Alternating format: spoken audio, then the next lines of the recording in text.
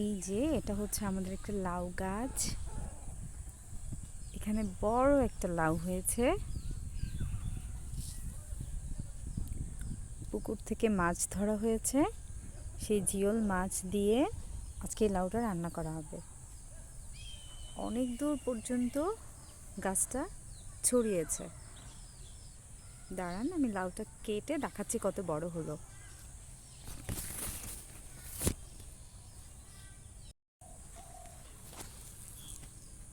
এই যে বিশাল বড় হয়েছে। আর লাউটা কিন্তু একদমই টাটকা আর কচি। এই মাত্র পারলাম গাছ থেকে। ভীষণ সুন্দর।